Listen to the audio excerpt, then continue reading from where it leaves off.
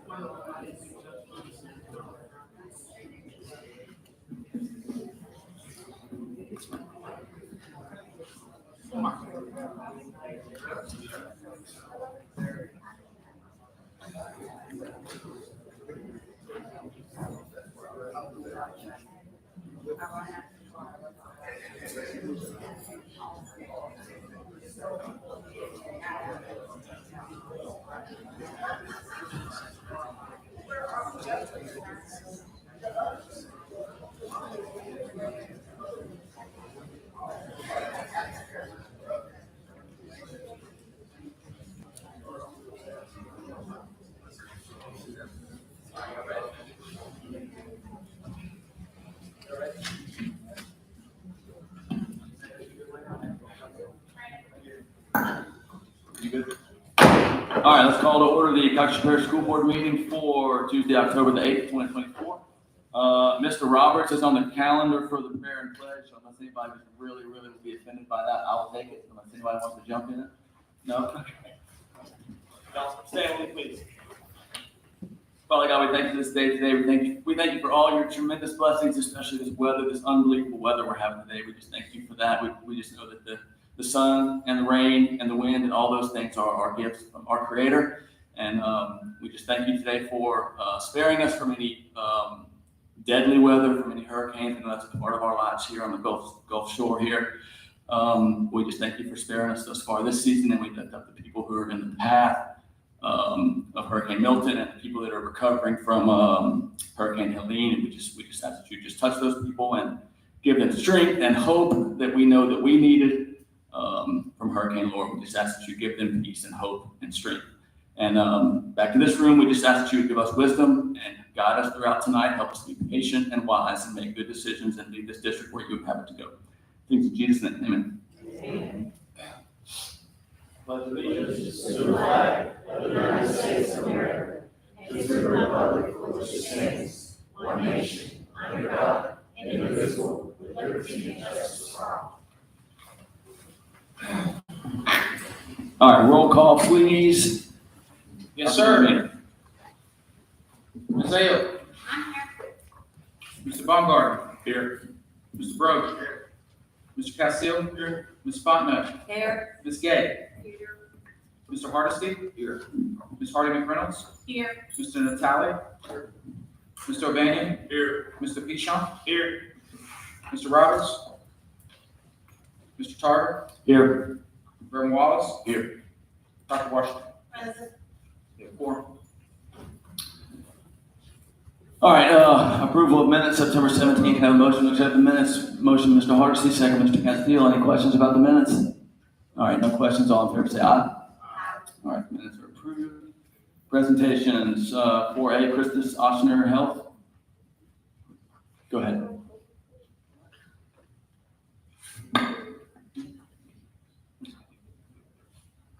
Good afternoon, I'm Jim Davidson. I'm the President and Chief Operating Officer for Christus Ochsner Health in Southwest Louisiana. I thank the board for this opportunity to present to you, and I've got William Brett, CEO of SWLA Center for Health Services, and thank you all for this opportunity. And we come before you this afternoon after having met with school principals and Dr. Van Meter on the topic of school-based health services that Christus has been providing to four of the schools here over the last several years. We wanted to join in a partnership with Southwest Louisiana Center for Health Services so that we could deepen our commitment and broaden the offerings to the schools that we serve in Cameron Parish, Calcasieu Parish. My apologies. So with that, we'll go on. So as I said, it's a proposal for a partnership. We have not yet fully consummated that deal. We hope to do so after presenting to you all the basics of the agreement that we want to achieve. For Southwest, for Christus, right now we're in 4 schools. We're located in 2 parishes. We're this evening talking about Calcasieu parishes. We provide primary care and urgent care through our nurse practitioners and our registered nurses, and we provide behavioral health services in the schools that we serve. And for small, And for us, we're actually in 4 parishes, providing not only primary care at our clinics, but we also have several school-based clinics also. And we just thought it would be just a great opportunity for us to partner together, and instead of competing, we're collaborating. So I think it's a great it's going to benefit the students, parents, and everyone involved. And rolling through this, the partnership will help us to achieve. Yes, one of the things that we provide is we have an in-house pharmacy, and we provide free deliveries within a certain range for our, not only all of our patients that are patients of our clinic. So this is one of the things that we bring to the table also. So that augments the offerings that are currently in the schools now through this partnership. More. And we also provide behavioral health at all of our clinics and also at our schools. We do it through several means, either through telehealth or on-site, having counselors on site, and then having nurse practitioner behavioral health that are available also. So that's another area that we bring to the table. And one of the things that I'm really excited about, and we've been doing this here in Calcasieu for the last several years, is we have mobile dental services, and we've been actually going to a lot of the Head Starts in the area providing dental services. We're expanding that to our school-based clinics, so that's a service that's much needed that we found through needs assessment. So we're excited to add that as we grow and continue the program. Yeah, and that would be an addition because we do not provide the services currently to the schools that we serve. And just, the overall mission of Community Health Center, population health, is just to try to expand all of the program, the diabetes program, all those things will be accessible to all of the students at all of the schools if needed. If not, we're just looking at trying to be able to address the whole student need. So why would we do this? Primarily to expand services, as we pointed out already, and just for continuity of care. It's getting tougher and tougher for us to do this going solo. So this partnership with Swath Health Services will ensure the sustainability of the program for the students who need it most. We're going to leverage our co-branding through this, and we'll work together as partners. And at the end of the day, Christus will remain involved, but the governance of the program and the operations of the program will be managed by Mr. Brent and his team. So what about our ethical and religious directive? So that remains a non-issue in terms of what we're doing in the schools, because the work that Mr. Brent already does. Can you explain that? And we follow the same guidelines. We have some. I'm very familiar with school-based clinics. We had state school-based clinics. That's basically followed. We follow the same guidelines, so there should be no difference in the services that we're providing. We've met for over the last, we've met probably the last year, making sure that we are on the same accord. So there will be anything different that we're doing. Yeah, it doesn't. The synergies were already there, so there are no issues there. Will Christus still own the school-based health center? Yes, for all intents and purposes, it remains ours. But through this partnership that we hope to consummate, the documents will need to change and so forth. to represent the partnership so that through the Hearst grant funding and so forth and so on, the money will continue to flow through the program. There's absolutely no takeaways here. There are just additions, really, as we pointed out already, through the services that we offer. I agree. Well, Chris is still brand Facilities Health Centers, but we'll co-brand it, as I said, because, you know, Mr. Brent brings a lot to the table that we couldn't offer, and there are things that, you know, from continuity of service, we'll keep our employees, our associates working there. We've had meetings with our associates, and they're all in. We understand the change. We haven't hidden anything from them. They're all on board. We understand that this will strengthen the longevity of the program in the years to come. Well, Chris is still employ associates. I think I covered that already. We will employ the associates. We'll lease them to the venture, and but they will remain Chris associates. But the oversight will be fully under the umbrella of Mr. Brent's purview. And then what do we need from you? Basically to, you know, as we work with the attorneys and so forth to update the documents that create a relationship in order to have the request for the HRSA funds reflected accordingly. We would just need for the school board to give us their blessing on the documents that get updated so that we can continue with the HRSA grant fund. And that's really the gist of it. There are no takeaways. They're just additions for the services to the kids. So my assumption is that we would have a future meeting with more specifics of the, we're not signing anything right now. We're not signing anything Right. tonight. I think the lawyers, they said, still have to work through it, and we can bring it to you after Right. it's done. Okay, so considering for information purposes only, but does anybody have any questions while they're here? Go ahead, Mr. Brown. What is your recommendation on this, or your thoughts? I think anything we can do to provide health services and, you know, increase the variety for our kids is a positive. When you talk about being able to have, you know, dental services and things like that, I think some of these kids, they struggle to get to the dentist regardless, right? They struggle to get to a healthcare provider regardless. So to have them on a campus and provide additional resources is something that's positive. If you were to talk to the folks, you know, at a school, I think they're going to tell you that. You know, we have, and that's what they say. These folks, they both provide a very valuable service to our kids. You good? Well, as far as, and I understand that, that's kind of what I was kind of leaning towards, but, the financial impact of this, would there be any cost to us as the board? There is none now. There will be none in the go forward. Okay. What we end up doing is we provide some rooms and some space for them. Oh, sorry. Yeah, but I mean, other than that, like an ongoing cost.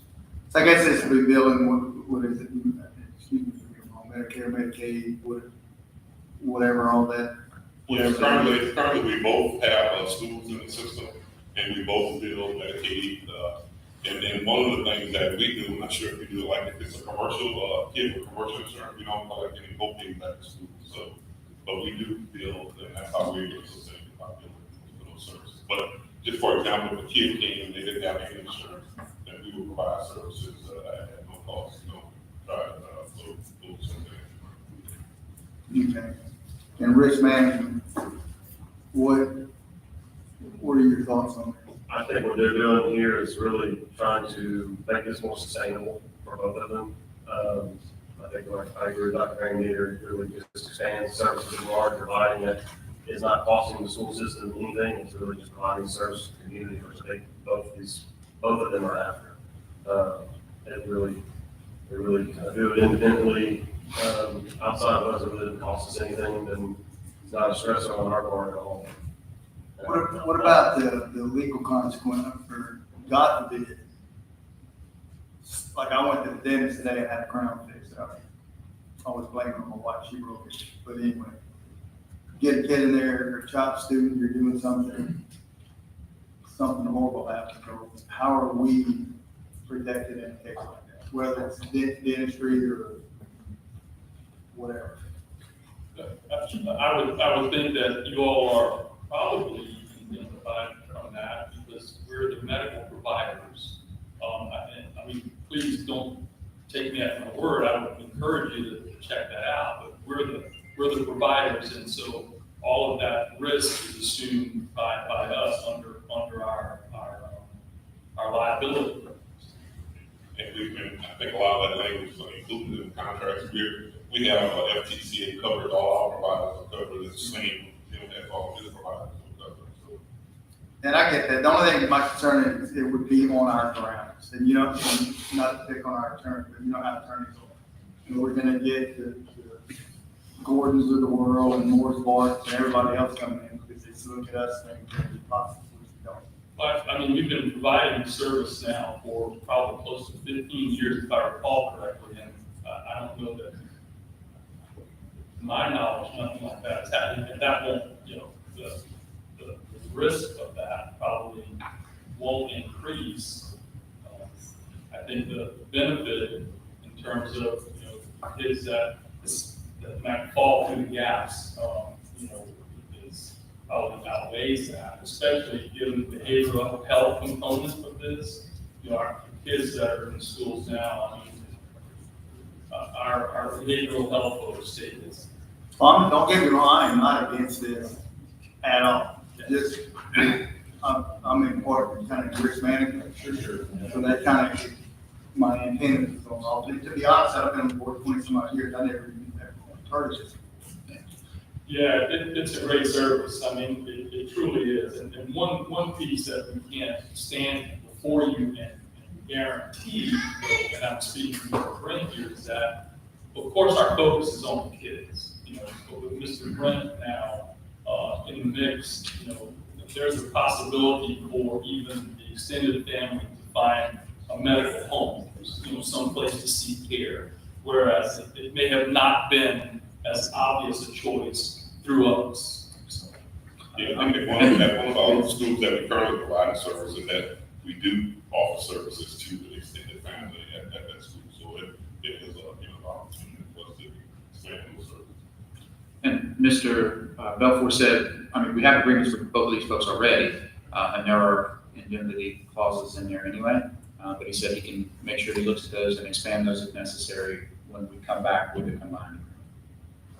Reverend Wallace. Thank you. I just want to take the time to, I know it's been a long time coming, many different discussions throughout the years, but I just want to commend you all for the collaboration to meet the needs of our students in our community. And I know the importance of a program of such, because I can remember in high school, when I was in high school, 25 years ago now, we had a school-based health center and clinic. And so I know that even throughout the years in my career, seeing how our students get the health care that they need from the dental and whatever other aspect, and then the follow-up would have been tremendous to those families that really, really needed the support and the services you provide.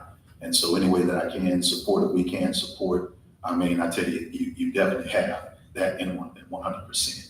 And so I want to ask, and I know the answer, but Mr. Bent, SWLA, how long has that center been, was it established, and how long has it been in operation? We've been in operation for 45 years. 45 years. And so, and I'm familiar, but however, from Bayou Comp, I can remember in elementary school at Cherry Street, how Bayou Comp partnered with our school even then and worked with us in providing services to students and educators. And so we're just, and then obviously with Christie and Ashna, we are just grateful. And so I thank you all very much for the collaboration to reach more students and meet their needs. Thank you. Mr. O'Banion. Yeah, sounds like a great program. I don't have any opposition to it. I don't see a downside, but that's on the subject of healthcare. I want to bring up our employee health clinic and maybe work on that, just to throw that in there. Yes, sir. So actually, Mr. Bagner and I talked about that at the health fair the other day, about possibly looking into various clinics and partnering with them around the area. Find somebody where maybe we wouldn't have to pay, co-pays for our employees and things like that. We're looking into that, yes, sir. Thank you, So, sir. Dave, we have Lake Charles Urgent Care is formalizing a proposal for the presentation for us. Well, like, I know we're getting off subject, we'll talk about it later, but I mean, I just, We did forget, like I said, we spoke about the other day, the health fair, and it sounds like he's already have pushed that. and I don't want to say too far, but I mean, can we try to bring up the discussion again on health connections and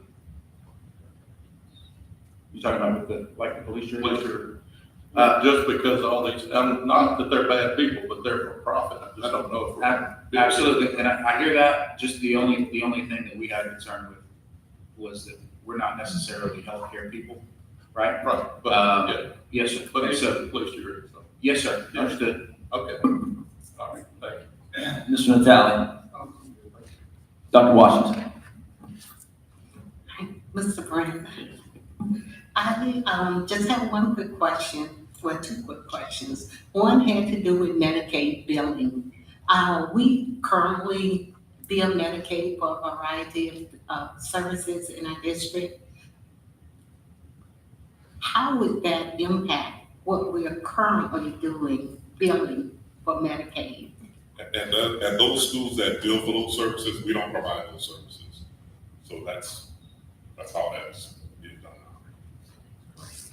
So because we have students in every school that receive some type of service, be it speech or OT or PT or in counseling or whatever, they won't be able to receive healthcare services if they're in that school? If you currently are providing and billing for those services, that's not anything that we would duplicate. So we're not looking to duplicate any services. Okay. I know some of the testing as far as screenings that are being billed for. So those, at some schools, like the charter schools, we do all of those things. But the other schools, we don't want to duplicate or take over anything that's currently being done. Okay.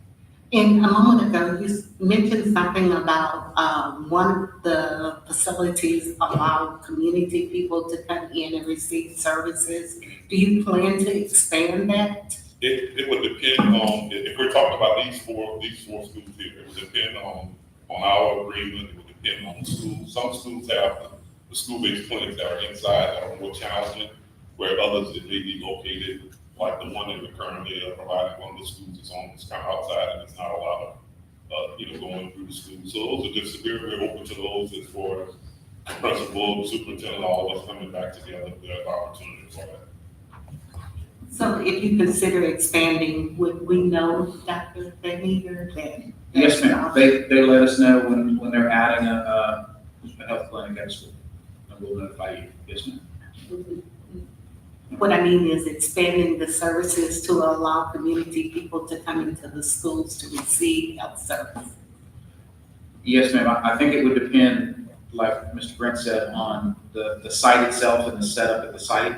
Like you said, some are a little bit more conducive to that than others. We generally don't want folks from the outside coming onto our campuses. In some cases though, we've got a setup that allows for that because those folks don't have to come on campus. That works. Mr. Harden Reynolds. Finally, I want to tell Mr. Grant, thanks for hanging in there, and Mr. Davidson, thanks for the collaboration, as Mr. Wallace said, but I didn't have health-based center when I was there, so I think that's like 10 years ago. He said 25, but I think and Dr. Juba can really speak on this. When I saw it from Head Start, dental is a primary requirement for a Head Start. So that's a big win. And also, I think the teachers would like the pharmacy delivery, because as I taught, parents would say, I got off late, couldn't go get the medicine. So now it's really not any excuse if you got delivery services to those homes. So I think I'm all for it, it's a win, and we just can't wait to see what the future holds with it. All right, everybody good? Okay, that was great. Well, go ahead, Mr. Pishon.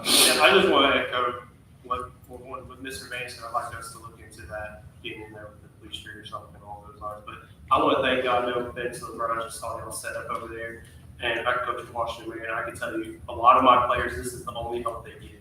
And they get care from us because of that. That's where they get their physicals done. That's where they get everything done. And I just want to thank y'all for it. So I appreciate it. And one of the goals that personally I have is exposing a lot of these kids at an early age, and then when they get in high school, is because of a lot of the health shortages that we have, is to get them exposed to the different opportunities in healthcare. So one of the things we're calling Grow Your Own. So we're trying to actually recruit them coming into healthcare. There's a lot of opportunities. So I'm hoping that will be one of the results of not only this partnership, but us expanding. All right, that was for information purposes only. Thank you guys. It sounds like we'll be seeing y'all when we see you. Superintendent's report. Yes, sir. Go ahead, Dr. Van Meter. So you have received the Head Start report, and Head Start programs conducted fatherhood meetings at all sites. Topics discussed were planting seeds in your child's life and the importance of gross motor skills as discussed at the flag football fatherhood activity. All sites celebrated Grandparents' Day, and over 500 grandparents were honored during these events. Policy Council meeting was held on September 16th, 2024, and new Policy Council officers were elected, and the following items were approved. The August 2024 meeting minutes, the Director's Report for September 2024, the Attendance Report for August 2024, the Financial Report for August 2024. You've received the School Population Report for September, reflecting the numbers from September 1st through September 30th. I would also like to report that our September 2024 sales tax numbers for our general fund will show a collection of $6,058 above budget for the third month of 24-25 fiscal year. Collections were $479,957, or 3% below collections for the same month last year. And after 3 months, collections are $781,751, or 1.7% above budget, and $658,668, or 1.4% below the same period last year. Hurricane information was included in your packet. T.S. Cooley was awarded the National Blue Ribbon Award this month. This is the third time that Cooley has received this prestigious award, and we're so proud of the faculty, staff, and students for this honor. A formal recognition ceremony will be held in Washington, D.C. in November, and a celebration at the school will also be held this Thursday at 1:45 p.m. in the Cooley cafeteria. If you're interested to join us. This month, we were pleased to have Mr. Kevin Birkin, our Bessie representative, tour both the VIP and College Street facilities, and we were happy to share the exciting opportunities offered to the students in Calcasieu Parish with Mr. Birkin. Kim Expo was held this month at the Lake Charles Civics Event Center. This event was organized by the Lake Area Industry Alliance and offers an opportunity for every seventh grader in the parish to come together with industry professionals and current high school chemistry students to explore chemistry and create an interest in STEM as a career. And this is an excellent program, and we thank LAIA for the opportunity to put this on. Thank you to also the middle school department, specifically Mr. Clanton, Ms. Tragle, and the transportation department, and Mr. McDonald, for a job well done supporting this worthy effort. The CPSB Health Fair was also held this month. Mr. Bergeron and his staff, in conjunction with Christus Health, provided the opportunity for close to 400 of our staff members to come together to get health screenings as well as information on healthy lifestyles, and we'd like to thank them for their efforts to keep our employees and retirees healthy. We also found out this month that the Iowa and Westlake bands were selected to participate in the National Independence Day Parade in Washington, D.C. on July the 4th. So congratulations to the Jacket and Ram Band, and we're proud to have them represent CPSB on a national level. We'd also like to report that the Construction Board Trust Fund made a $25,000 donation to College Street T&I. With this generous donation, our teachers were able to purchase some new equipment for our students. Also, we'd like to announce that before next month's board meeting, we're actually going to have the Westlake High Theater performance come and perform a short preview of their November 21st performance of Lion King Jr. So if you get to your seats about 15 minutes early, They're going to perform for about 10 minutes. And then in the spring, before the March meeting, we'll have the Barfield Bronx Theater Program do something similar as well.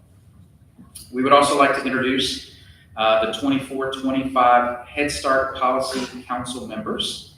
These folks will be working very closely with Dr. Jubert. So they're here tonight. We'd like to go ahead and recognize those folks. If they'll just stand when I call their name. For Brenda Hunter, Bray Warren, and Chandrika Franklin. For J.D. Clifton, Brenda Allen, and Talitha Puyol. For DeQuincy, Christine Elliott. For Drost, Nicole Kelly. For Kennedy, Kanika Allen. For J.R. Watson, Akila Ponder, Alexis Levan. And then alternates would be Brenda Hunter, Olivia Butler, and Brianna Eugene. Clifton, Angelic Miller, Ashley Mayo, Jake Dross, Kaylee Murray, JFK, Vicky Rodriguez, and J.R. Watson, Audrey Daigle, and Shayla Thomas. And thank y'all for serving in this capacity.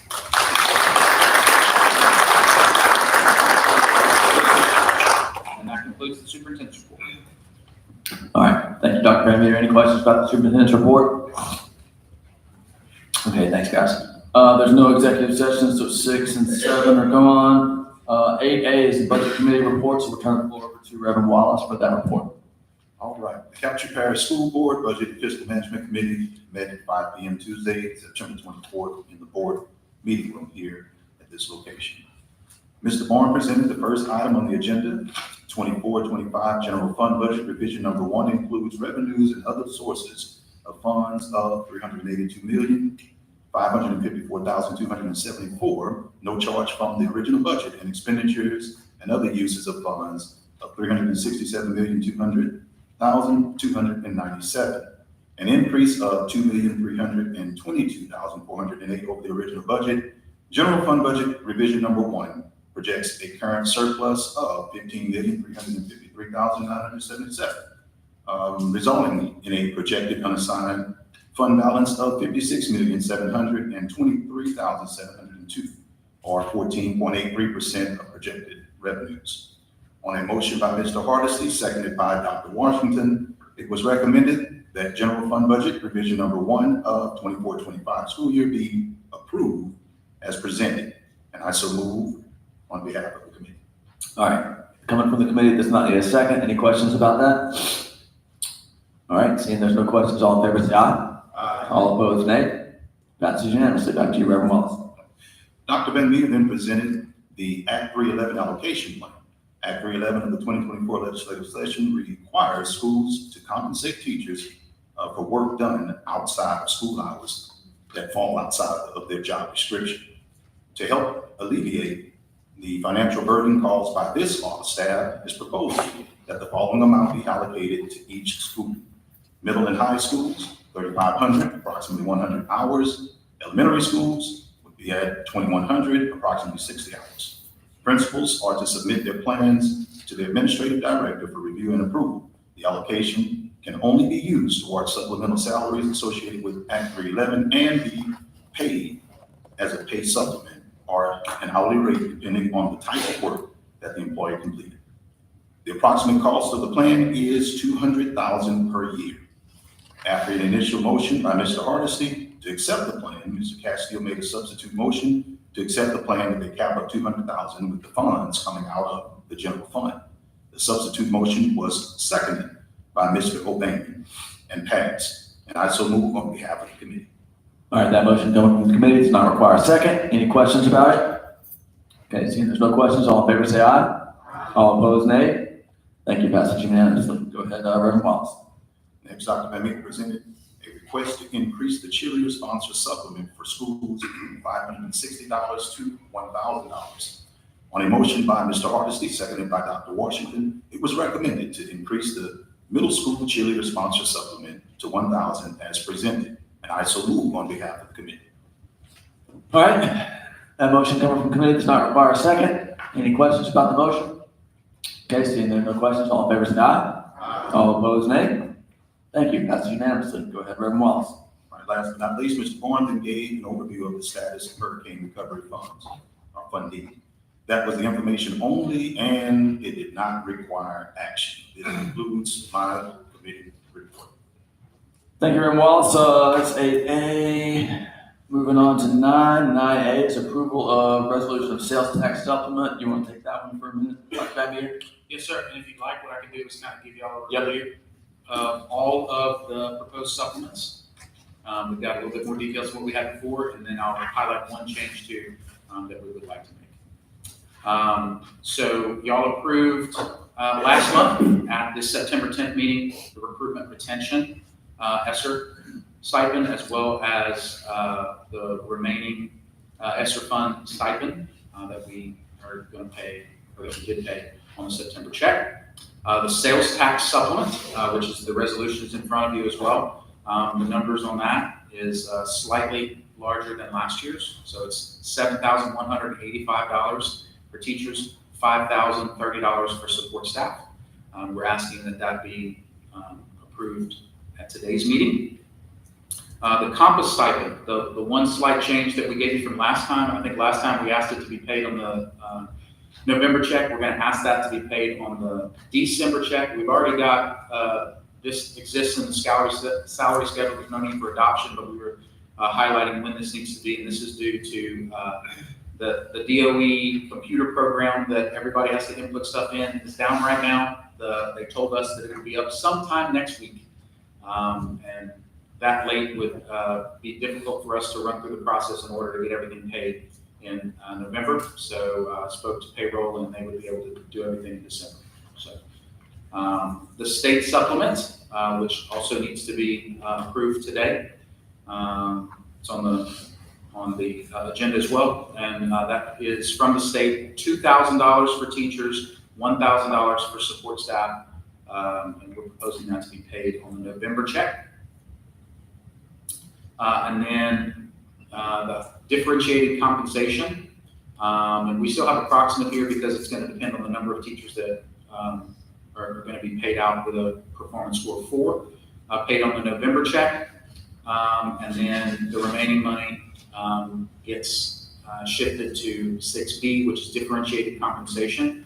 Both of these, both 6A and 6B, existed last year and were approved with the same criteria last year. It's kind of laid out by the state.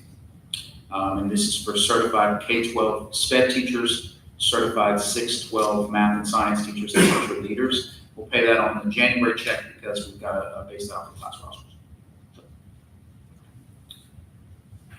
Any questions? That it? Okay, so what I'm gonna do, we do have 2 blue cards. I'm letting the blue cards go ahead and speak, and then we'll take board questions, and then we'll vote. We gotta vote on 2A, A and B, who are in that description. Andrea Mott.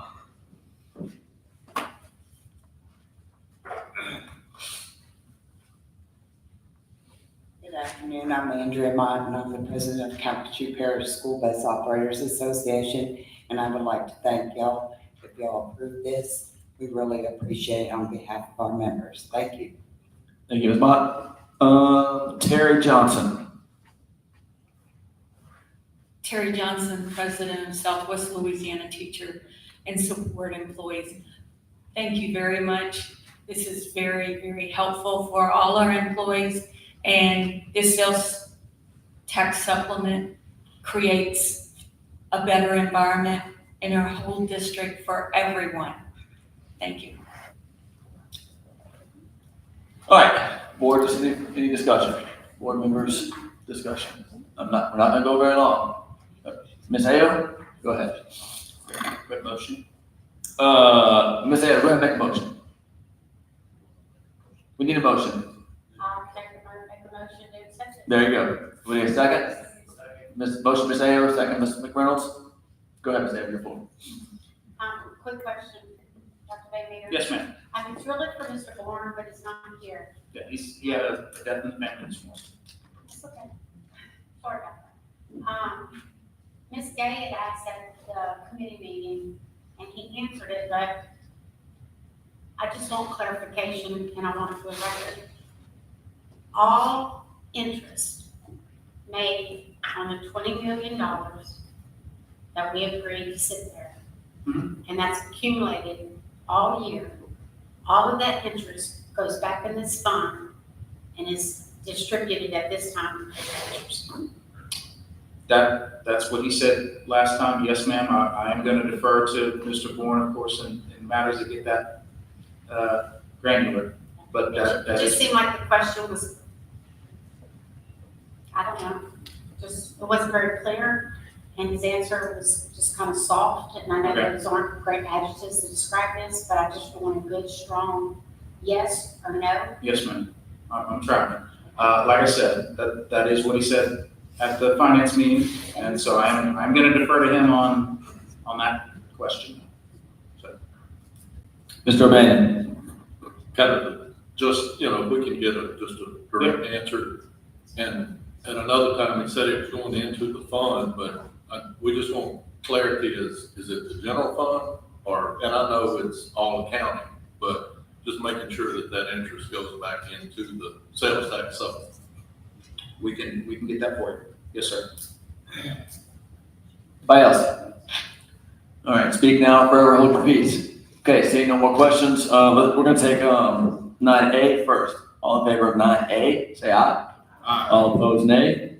Passes unanimously. All in favor of let's get a motion on 9B.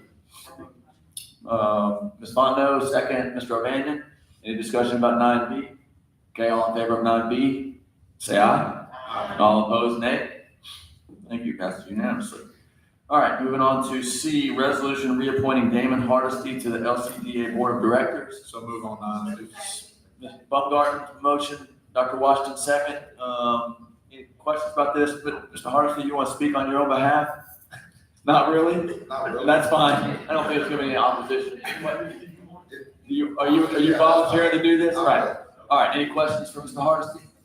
Okay, seeing none, all in favor, say aye. All opposed, nay. Passes unanimously. D, consideration of E-Hall Pass proposal. Dr. Mamie, you want to take this for a minute? Yes, sir. So we did present on this a little while back. Brought this to you because you asked for a cost share. Brought you all the information last month, and also told you that I was going to look at, or we were going to look at another program called Raptor.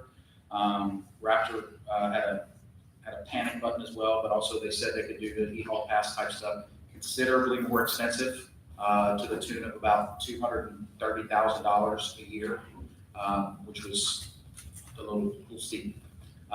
So we are going to go ahead and recommend the E-Hall Pass cost share that I did lay out for you.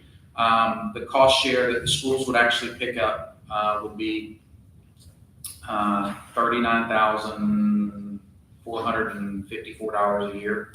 And then the district would actually absorb the $29,700 in order to cover the visitor software in order to have folks check in and check out and have that check it against the sex offender database. So we're bringing that to you today. Any questions? We got a motion down there, somebody? Mr. Bro, second? Somebody? Mr. Reynolds? Okay, go ahead, Mr. Bro. I'm good. Mr. Down? This is question, it's optional for the school. Yeah, so what I did, that's a great question. It's 100% optional for the E-Hall Pass deal. I actually opened it up to middle and high, because that's what we had talked about. Everybody, and told them basically what their cost share would be. Not basically, I told them what their cost share would be. Everybody was on board with the exception of 2 of our smaller schools, just because they're a little bit smaller, and so they can kind of handle it. At the same time, what we would do with those folks is still pay the $495 in order to cover the visitor piece for them, right? Okay, fine. Yeah. So, but we're not forcing anybody, and not forcing them to keep it after this if they don't want it. Yeah. We had that conversation, the schools, saying how to change things, words, that's what We did not force it, and they can back out of it if they want to back out of it. I'm just, thank you very much. Yes, sir. Mr. Pishon? I just can't remember, was this the price we talked about previously? Yes, sir. Yeah. Ms. And Gates? this is a good bit lower per student compared to other folks too. And a good bit lower than what these individual schools were paying on their own, because we're negotiating as a parish. Ms. Gates? Yes, Dr. Van Meter, just for clarification, we are going to pay the $495 Yes, ma'am. for I- visitor Yes, for the so smaller schools, so they will have a portion of this access to the, they would have access to the visitor piece, okay. basically the scanning of the ID piece, as well as all the elementary schools. Oh, okay. It's just that they won't, what is it that they won't have? If they don't feel It like was they the, could. I don't know if you were there that night, it was the e-hall pass where they can I check. can remember. Yes, ma'am, the checking in and out in terms of from the class. So, hey, I need to go to the bathroom. And then they would scan out and scan back in, and we can keep, for example, 2 students who, get covered together. I remember the Yes, ma'am. discussion, so that's the only portion that they won't be receiving. That is correct. Or not, okay. What they would receive is basically the ability to check a visitor's ID against the sex offender database. Okay. Yes, ma'am. Mr. Castillo? Yeah, so just to make sure I'm understanding, elementary schools, even though they're not listed, they're going to get the central office share or the visitor pass. Yes. Is that correct? That's correct. So we only listed the middle and high because those would have to kick in some money. And to be honest with you, I'm not necessarily opposed to the elementary schools, the larger elementary schools adding on. And we could certainly do that at the same price. It wouldn't cost y'all anything. But at the same time, we probably want to get these other schools rolling first. That was the second part of the Yes. question. Right now, was it- Doesn't cost y'all anything. Would So they ask if they wanted to? not in this case, no, because to be straight, I wanted a chunk that was big enough to bite off, without having to do 60 schools to start with. But we could certainly open those up to the elementary schools.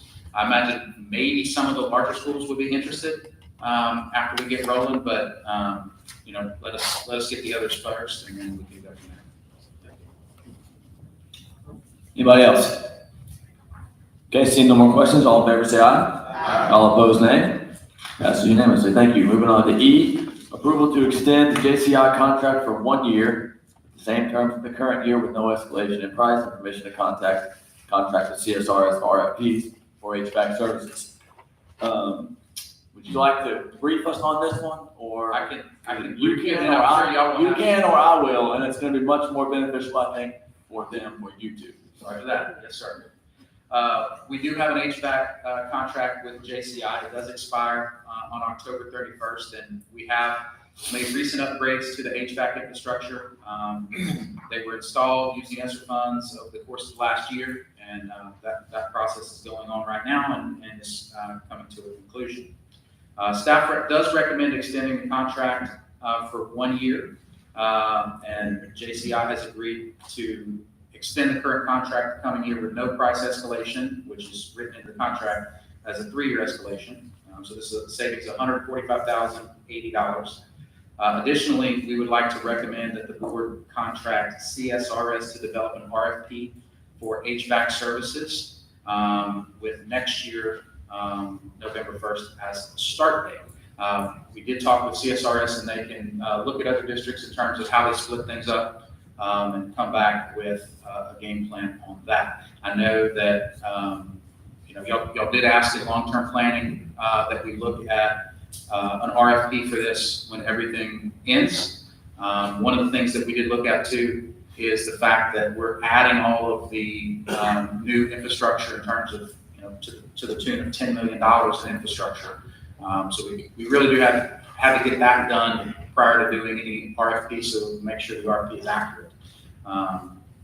CSRS was, kind of contacted by Dr. LaFargue at the very end of his tenure to start that process and get everything rolling, and then before he could bring it to y'all, he decided to retire. So we do need some sort of HVAC services after October 31st. So, even if y'all wanted to reduce the length of the contract, I know some of you want the contract sooner rather than later, and I definitely hear you, but at the same time, we do need HVAC services in the meantime. So the RFP, we do need time to get that RFP together. CSRS is going to take a little bit of time to get that together because it's going to be relatively complicated. Okay, Mr. Van? On the, I don't know. Okay, is everyone heard a motion? We probably need a motion. You want to make a motion? Let's make the motion affirmative. So a yes is to approve it, a no is to reject it. So, Mr. O'Banion has a motion. We have a second? Mr. Bro, second? Go ahead. On the CSR, do we know how much that costs? They are by the hour on that, and it's pretty complicated. So they said basically it could be 60,000, it could be less depending on how deep they go. One of the things they did say is looking at a variety of different districts would probably be the best thing. So for example, they, when I spoke to them, they mentioned several different very large districts, like Ascension, EBR, that do that they have, worked with before. And then also the different plans that we would have to do, because different folks have mentioned different things in terms of whether it's one entity covering the whole parish, whether it's splitting it east of the river, west of the river, whether it's splitting it into zones. So we would need to, they would need to develop something like that. And then also talk to the different contractors to see, there's some, I'm sure that they would bid on different zones. There's some that would only bid on east of the river, west of the river. There's some that would bid on everything. So Are we gonna, maybe in small meetings or sometime before it's final, have a chance to kind of look at their progress and see? yeah, so one of the things that they said too was the actual development of the RFP itself, depending on how complicated it was, could take us as long as 3 months, right, to get it out there and then get everything back. And then it would be a matter of deciding as, whether it's staff or whether it's bringing it to y'all and y'all look at all of them and y'all decide, or we do a small committee, whatever we would I do. can see, because, no offense to them, but some of their hurricane work did turn out real well, so, Understood, but with something this complicated, we didn't want to have. I know we need somebody. Yes, sir, yeah. So. Mr. Bro. Yeah, I mean, I'm for doing this for a year, it gives us time to kind of look at if we're gonna do something different, it gives us time to be able to do it. One thing that, and I don't understand as you call it, under the bidding process. But we've got to be able to come up with something like, we try to get local legislators to come in to put in a exclusion process. A lot of these contractors that we have that come in that can't get things done on time, all that kind of stuff. And that's a different battle altogether. But we've got to be able to get something done. We go through all these different bonds. And you put a bid in, let's say we'll pick on 4 different schools. Well, you're gonna have 4 different, at minimum, types of AC, heating systems. We've got to be able to draw something up that we can go to the state legislatures, whatever it is, so we can start consolidating what we're doing, and be able to buy things on bulk, to be able to help us out. Because part of the problems that they're dealing with, and I'm not taking up on it, we all run into that at the issues at your house, and you're gonna find out just to get the compressor or outside, all that kind of stuff is gonna take a while to get done. And I think one of the things we did as well, when we did the improvements with the ESSER money, is we were able to buy some in bulk, where we were able to put stuff in, because we're buying a lot at one time. Well, that's because we're coming in on the back end doing that. Yes, sir. Very But front end. I understand you're saying on the front end. We're, that's what they put it, screw. Yeah. We can't, how you gonna get somebody to come and work on? It's just, that, we've got to do something.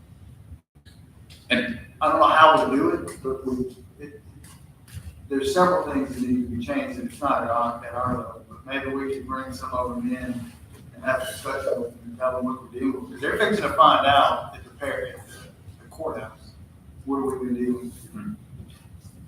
yes, sir. Ms. Gay? Yes, I kind of think I agree somewhat with, Mr. Broke, but I want it into language that I can understand. Sure. We're pretty much with our backs against the wall. If this contract ends on the 31st of this month, will we even have time to put bids out? No, so that's what that's what I'm proposing, is to extend it for a bit, Okay. so that we have time to get. That's the reason for Roger that. the extension. I was about to Yes, ma'am. say, that's not a whole lot of time. No, Do no, ma'am, agreed. So that's why I'm suggesting extending it. It's actually written, the reason I said a year is it's written in a contract that you can bump by a year, right? So I just went with, Okay, now I understand what I'll be voting on. yes, ma'am, understood. Mr. Natale? So I'm not super familiar with the contract, but if it's gonna take, say on the longer side, 3 months So, to, so it was 3 months, they said, to get that RFP back, and then we need to make a decision as a group, right? What company we would go with and how we would split it up. So you would tack time onto that. so, When I asked them what a general turnaround time would be, they said, CSRS said, we could probably do this in about 6 months. so maybe we should move to 6 months instead of a year. That would be my motion. Oh, One thing they did say too is having a little bit more time sooner, or having a little bit more time rather than less, would also allow, let's say JCI got a portion of the parish instead of the whole thing, or none of the parish. That would allow them transition time as well to transition to the new. I'm gonna hold on, we'll make it right now. Okay, yeah, I'm just filling you in with where I was, and like I said, I went with a year because that's what the contract said, was it could extend by a year. Go ahead. So I will say, and I'm not taking up on you, but this school year, the start of the school year was much better than it was last year. I don't know if that's because we installed a lot of new equipment at a lot of different schools. We allow an additional 7 people to do additional work that we had not done in the past. We kind of held had their hands by not allowing, maybe not giving them enough people. I don't know what the reason was. But the question I do have is how long, is everybody here? There should be some JCI folks, I think I saw them in the back, yes, sir. Can they come up? I just want to know how long it's going to take them to finish installing the Yeah. equipment that has been ordered through ESSER funds. Yeah, I think they're,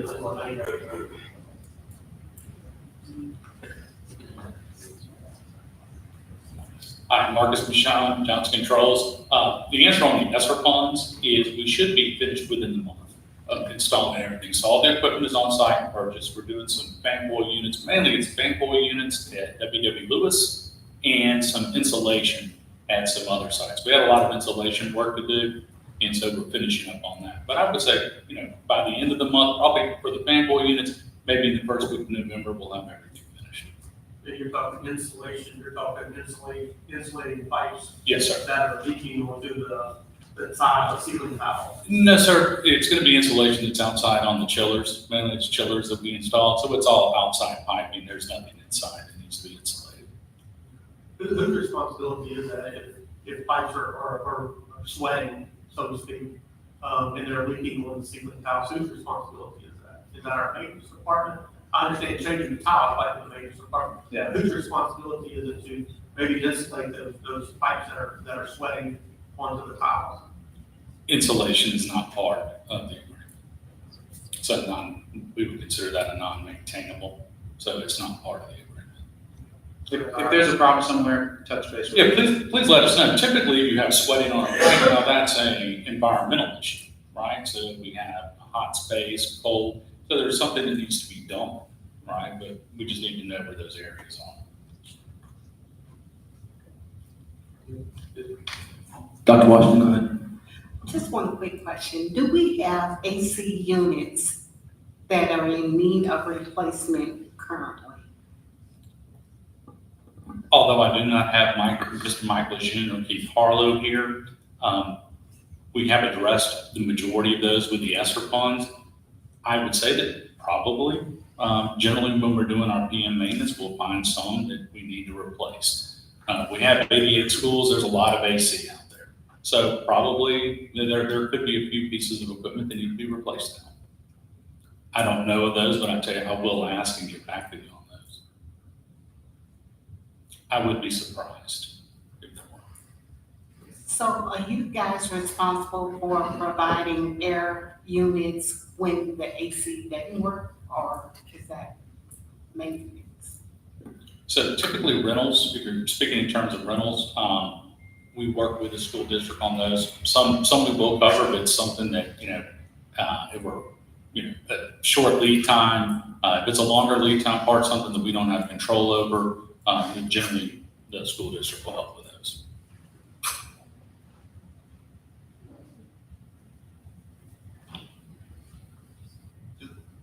Anybody else?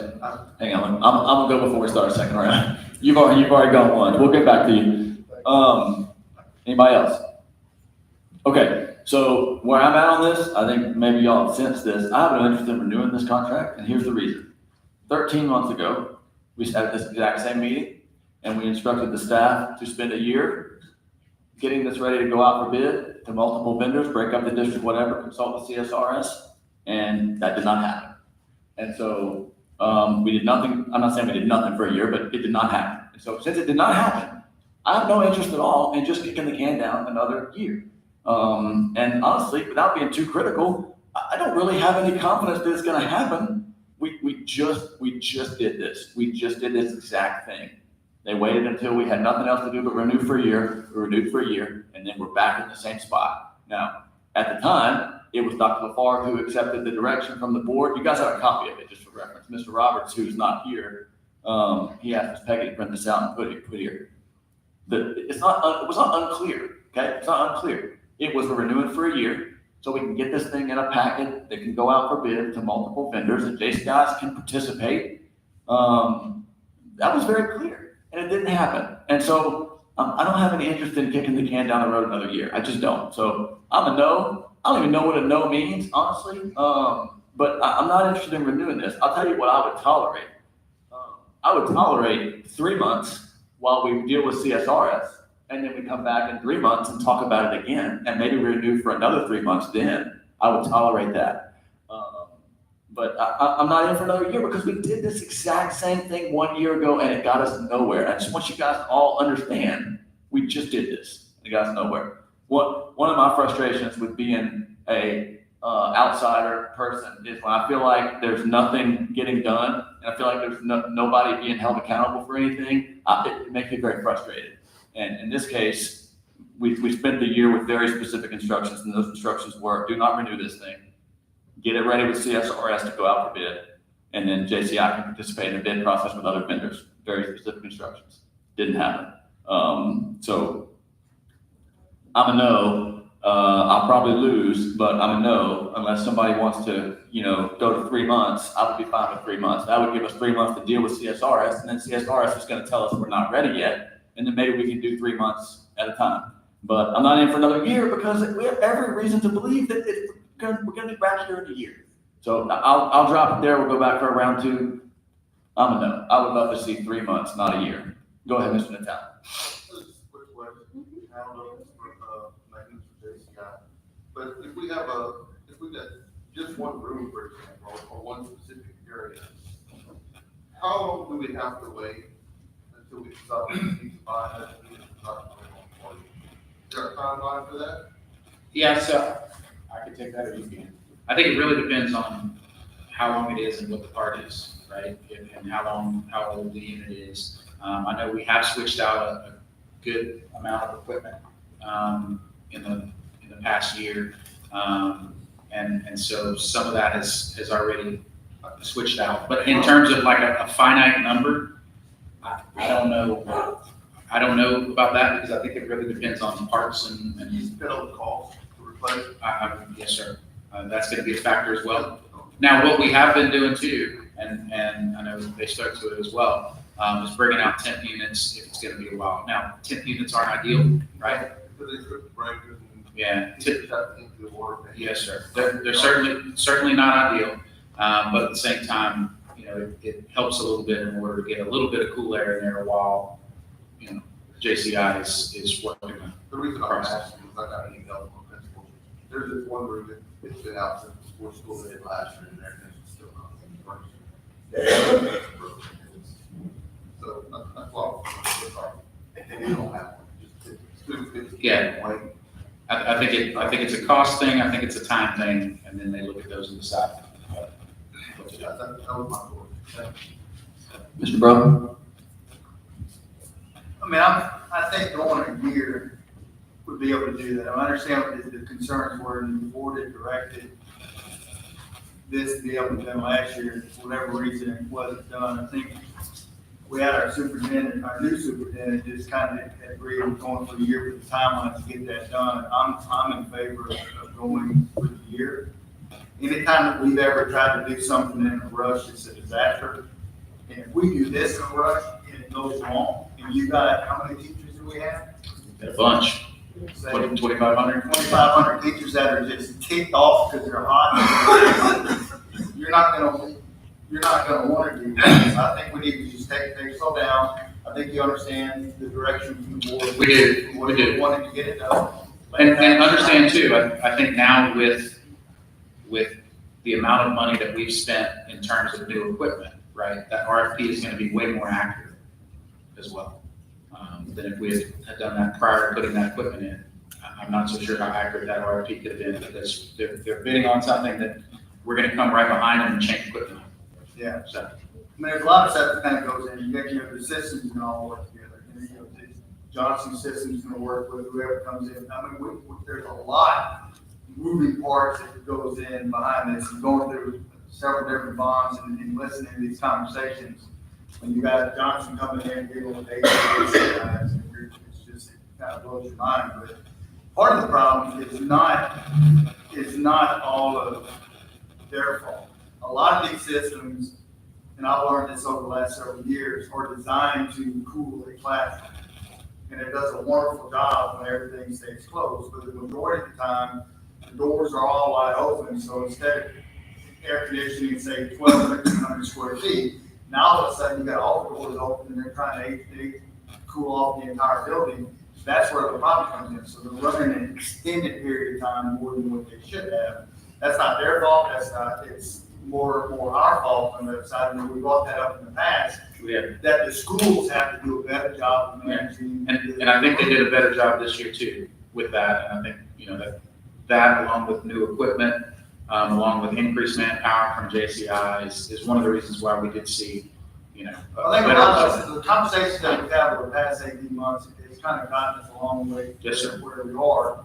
I just ask that, let's do what Zach's recommending, giving them a year to be able to get whatever we're gonna do done, but it's gonna be done right, it's gonna give them enough time to implement everything that's got to be done, so it's a smooth transfer. Because I'm telling you, if we screw this up,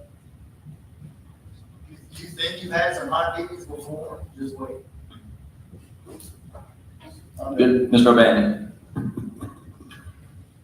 I agree with Mr. Tarver. I mean, we should be further along on this, but I do think this is, we're huge. I mean, as far as and trying to implement all this, I think we need time, and you're fairly new to the job, so, I mean, if we can get your word, that you are We're gonna work this. yeah, and I have faith in you, but I do think this is, I don't think a lot of people realize, I've been out schools all over the parish, and we're massive. The amount of tonnage and the units we have, people don't realize, but, I agree with Mr. Bro, we need to get it right, so I think we need the time.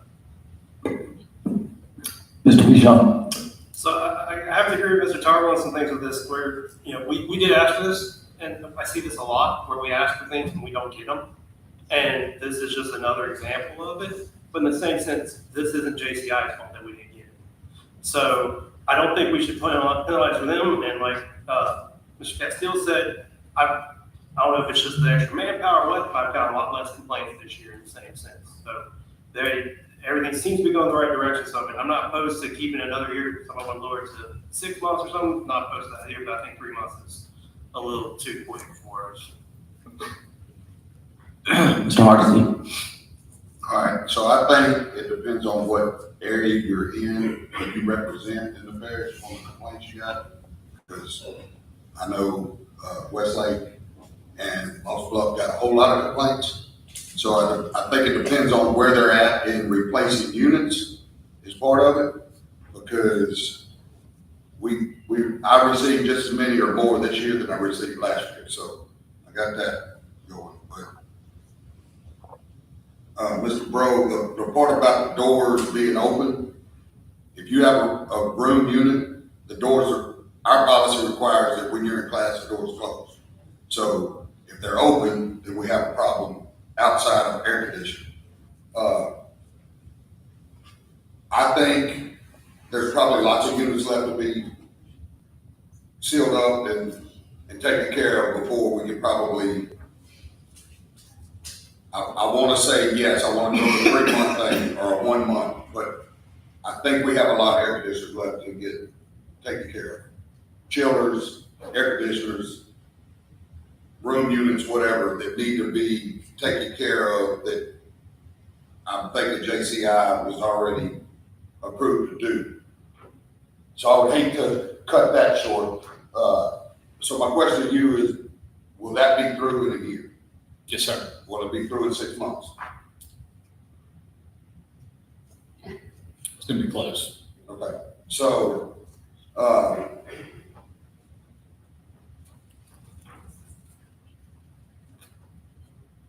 I'd be willing to do 6 months. I think 3 months is cutting them way too short. 6 months, we go back to them, or our CSRS will be ready at that point. We can go back to them at that point, and I'm okay with making that motion if somebody accepts it. Okay, So I'm gonna second. make the amendment, Second, Mr. Natale. amendment to the motion. Yeah, that's gonna be an amendment to the motion to change the time frame to 6 months. 6 months. Any questions on the amendment? Okay, so voting just on this, go ahead, Mr. Castillo. Just, Mr. Hardesty, I agree with you. That leaves about 1 more month of the school year. November, December, January, February, March, April. I'm kind of inclined just to let finish up the school year, have new contracts working first. But I agree with you on your 6 months. Does that put us at that? That, it's 7 months to put us at the end of May, is that correct? Or do you have to go on a 9-month basis? March, April. I'm agreeing with you. Next June. Yeah, I agree. Okay. I agree. Want to say through June So first? can I change Yeah, to June June first, meeting? or, June June meeting? expires May 31st. yeah. So if you're okay with that wording, you're Yeah. okay with that wording, Mr. Natale, saying that you're okay with the contract expires on May First 31st? it would be the May meeting, yes. It expires June 1st. I mean, let's have 5 meetings about it between now and then. saying. Hang on. We're good. So Yeah. May 31st. I'm good. Okay, Good? so, all right, so Mr. Hardesty's okay with changing it, Mr. Natale's okay with changing the wording, they were saying May 31st. Did you have a comment about that? I did. So I need to make sure when you vote on this, I don't have authorization to say, yes, we can do a 3 or a 6 month extension. This is a contract where we own all the risk. If a piece of equipment fails, we replace it. If it needs refrigerant, we put the refrigerant in, and that includes all the controls as well. So I can't say that, yes, we will take a 6 month extension with the current terms and conditions. Okay, so let's request that JCI extend the existing contract through May 31st. That would be the motion, is that we make that request, and then we'll see what happens. Somebody has to be able to make that call. I understand it's not you, but. Okay, So the question is, if JCI says no, come back next meeting, I guess. Call a special meeting. that's what we would have to do. If they say no, call a special meeting, and that's gonna be a fun meeting. I'm Yeah, just asking the question, Mr. Carter. So, Mr. Hardesty's motion is that we request the contract be extended through May 31st. Mr. Natale is okay with that wording. He's the one that seconded, he's okay with that wording. So now hang on, Ms. Gay, let me clarify. We're gonna talk about the amendment, not general questions about AC. We'll talk about the amendment, and then we'll vote on the amendment, then we'll be back to general questions. You have any questions about the amendment for the time? Yes, I do. Okay. I really don't have a question, but I have a statement about the second amendment, the one that we're getting ready to vote on. If we know that a year would mean that JCI's contract expires in what is it, September?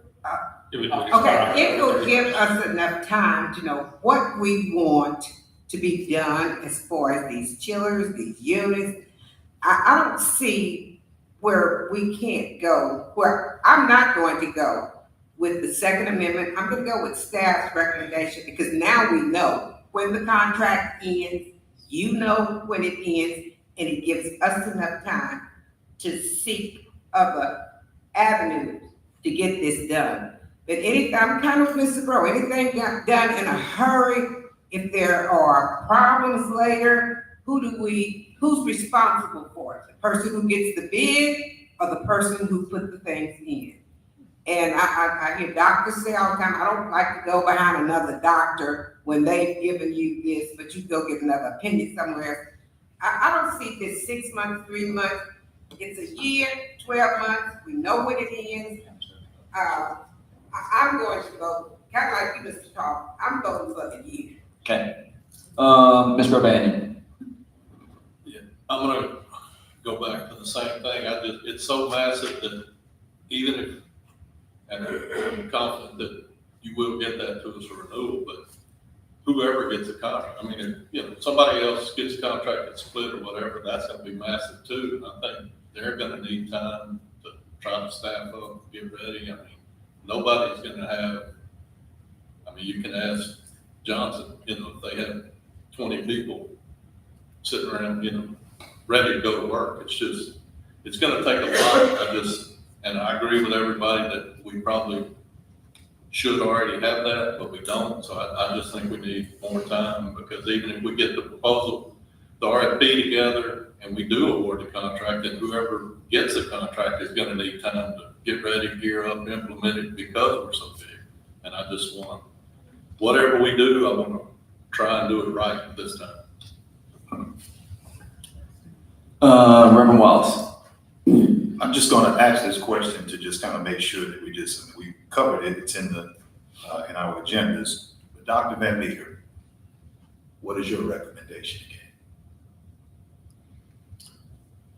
As reflected on item 9E, Since we do have a question of whether or not this contract could even be done for, let's say, May 31st, because Johnson would have to agree. The bottom line is I want to have coverage for my schools on November 1st of this year, right? So one of the things that I have to look at is to make sure that happens. I'm recommending a year because that's what we had in the contract, that we could extend by a year, and so that's why I said that. So I was comfortable that could get done. So my recommendation is a year, just because I know that can get done. And I'm very, very, very confident that we can have that RFP in place well before that time and know what direction we need to go. One of the things that CSR has said too is just, like I said, the transition between if Johnson gets a portion of the contract or none of the contract or all the contract, it will be in transition. But if there's transition time that has to happen, figuring that in as well. So my recommendation is a year because of that. Okay, and with that being said, because you are the superintendent, this is your recommendation, you want what's best for the district, and out of respect, I'm going to support your recommendation as listed here. And the reason is because there are other issues that we know that will be arising down the line. This doesn't have to be one of them. And so I'm going to support the year because you've played the case and you've also made sure to let us know why you would like that year. And so I'm going to go with staff's recommendation on this. All right. Reverend Wallace, I do appreciate your conciliatory tone, and I agree with some of it. Okay, I'll get you in just a minute. My frustration is this is not all of a sudden jumped on us. This is not 7 months, guys. It's not 7 months. It's 20 months. Okay, so this is all about for me. It's about, let's stop just accepting wait. Let's stop accepting, oh, we're just not there yet. Oh, we're just not getting it done. Stop accepting that. At some point, we got to stop accepting that and say, this is what we said to do. How about we hold to it? Let's go do what we said to do. That's what this is all about. Nothing personal against you guys. I have a business to run. I know everything's not perfect. not here to beat up on you, but I want what this board said to do to get done. And that's what it's about for me. So I can settle on May 31st, and we'll see where that goes. Currently, that's the motion on the floor. Who did I miss? Go ahead, Mr. Baumgartner. Just curious, if we did do a year, when would the RFQ go out? When would we vote on that to give a transition period in case there is a transition period? Will it be May or June, so we have a couple of months to Yes, sir. transition to our? So the way, when I, like I said, when I spoke to CSRS, they said, 6 months. So if we're talking seven months, that would be a comfortable timeframe to get everything done, right?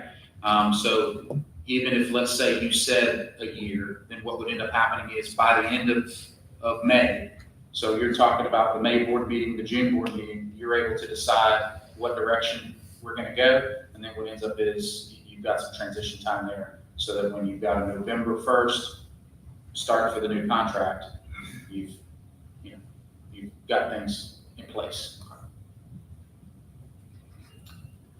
Anybody else? Okay, so we're voting on the amendment to change the time to request a May 31st termination. Let's do roll call on both of them. A yes is to change it to, a yes is to request that Johnson Controls accept the May 31st deadline, termination. A no would kill the amendment, in which case we'd be back to the original motion, the year extension. Go ahead. Ms. Ayo? I don't know. A yes is 7 months, a no is a year.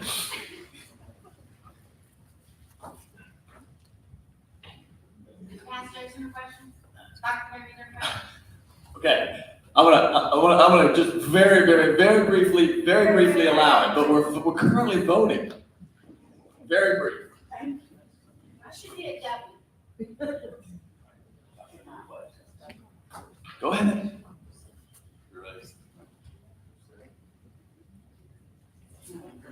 You can abstain. No. It's a no. Okay, so no from Ms. Ayo. That's fine. Go ahead. Mr. Baumgartner? No. Mr. Bro? Mr. Castile? Yes. Ms. Fontenot? No. Ms. Gay? No. Mr. Hardesty? Yes. Ms. Hardy McReynolds? No. Mr. Natale? Yes. Mr. O'Banion? No. Mr. Pichon? No. Mr. Roberts? Mr. Tarver? Yes. Reverend Wallace? No. Dr. Washington? No. 10-4. No. Okay, that motion fails, so now we're back to the original recommendation, which was to renew for a year under the terms of the existing contract. Any very brief questions about the existing contract? Okay, question, Mr. Baumgartner. Can we put in the wording that we get the RFQ by our June meeting? Can we? Well, I'll make sure your RFP is out by then. Yes, sir. Anybody else? Ms. Ayo? I'll wait till we vote. Yes, So- thank you. Dr. Van Yes, ma'am. we're gonna be ready to be looking at things in May or June. So by the time the year comes up, we're gonna have a plan. Yes, ma'am. Got And what I will do for you too, right, is I will keep you updated on the process. Yeah, it's not fair. Anybody else? All right, that being said, all in favor, say aye. No, me is a no. I'm a no. Passes. Oh wait, that's not the end. Sorry. Got a little ahead of myself there. All right, so that was 9E, approval of JCI. 9F is consider granting permission to fill elementary department position previously held by Dr. George Rito. Motion, Dr. Wallace, second, Dr. Washington. Any discussion on this one? I have a question. Go ahead, Ms. Gay. why is this necessary at this point, Dr. Daniel? That's a good question. So in the past year, starting this year, the DOE has changed some things in terms of how everyone is evaluated, teachers and also leaders, right? So as our administrative directors are going around and meeting with our principals to not only evaluate them, but also coach them up and make sure we've got the highest leaders in front of our kids. It's taken a good bit more time than it did a year ago or 2 years ago or 3 years ago, right? Because that process has changed. So when we looked at the numbers, the administrative director for high schools supports 11 schools, middle schools supports 13 schools, elementary supports 33, right? So roughly 3 times what the others have, depending on how you look at it. So this would give that person some extra support, not just on the curriculum side, but also on, like I said, the having somebody in there who can do evaluations and then also help coach up principals. So that's why the change. And this was something that, when we started seeing last year when we did the pilot, and even Dr. Porche went through the training, that's one of the things she said is this is going to take a whole lot more time.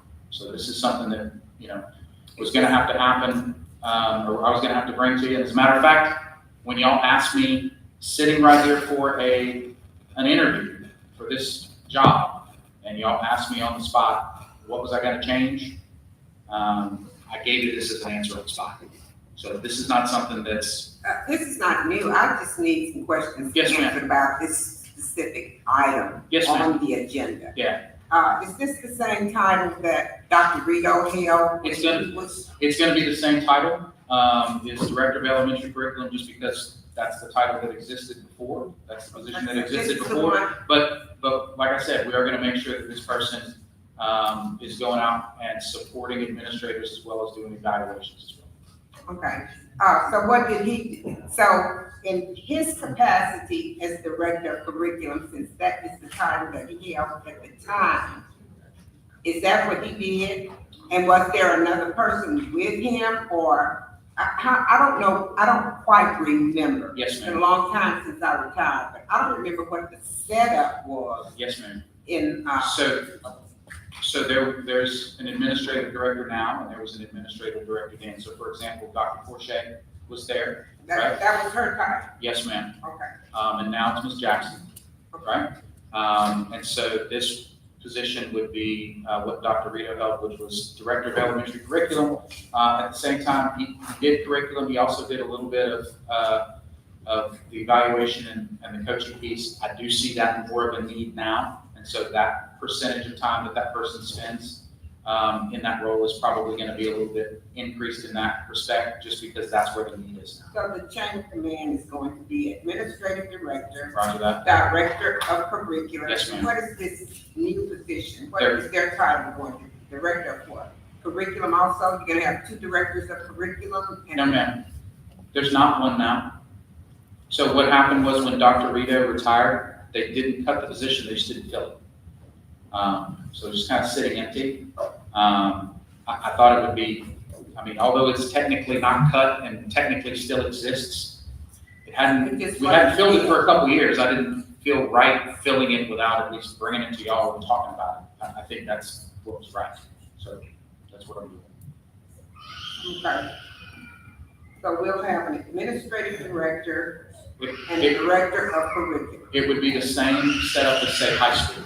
Well, right? see, I remember a long time ago when Mrs. Hicks and Mrs. Ballard, did they have the same title, or did they have a director of that department? It's been a long time since I've worked.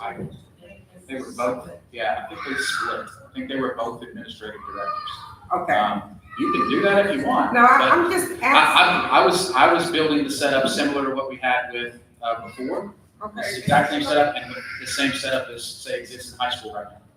Okay. I was just confused. I was around a long time ago, and weren't you, Peggy?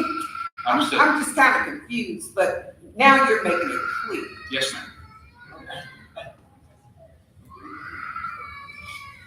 Let's see, who do I got? I got Mr. Company. So this person's they're gonna essentially do the same job as the administrative director?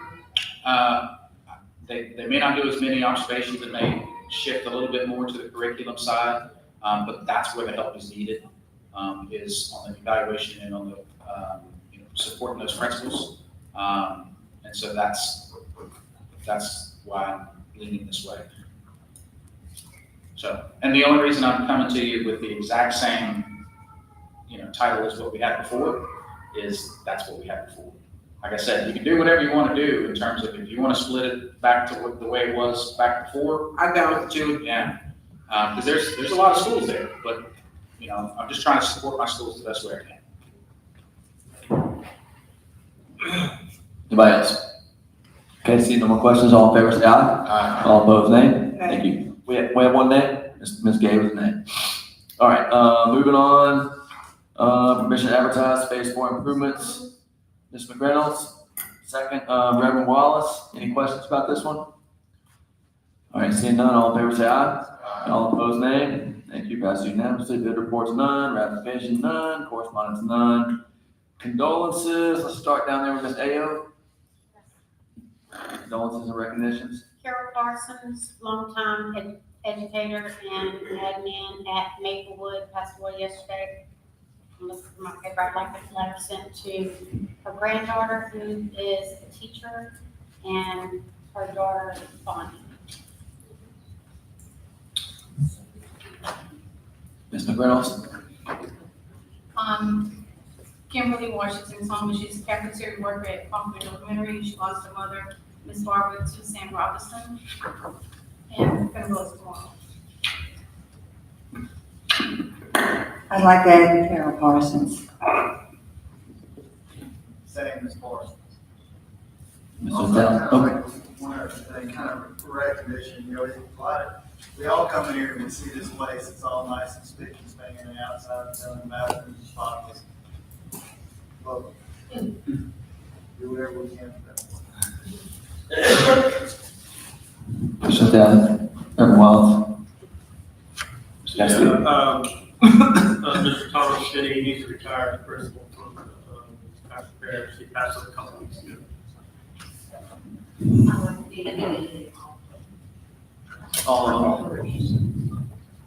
I think on behalf of the board, we need to send something to Mr. Paul. He was on my list, if I get these. Yes, that'd be good. For Mr. Osborne. Good. I'd like to send one to Miss Brittany Crawford. Her daughter, Euphoric Crawford, was a student of ours at College Oaks in first grade. She unfortunately passed away last month due to complications from COVID. So I'd like to send a letter of condolences for her. I have one, but I'll get it to you, Miss Peggy, because, her name is Mrs. Arthur, but she was in the system for years at Reno Middle. She did everything, cheerleader sponsor, everything that could be done in the school. This lady did it, and I don't remember her first name. It was shared with me on my way to this meeting tonight. All right, thank you. Committee meeting reminder, November 18th, 5 o'clock, AMP committee meeting. Aside from that, motion to adjourn. All in favor, say aye. All opposed, nay. We're adjourned.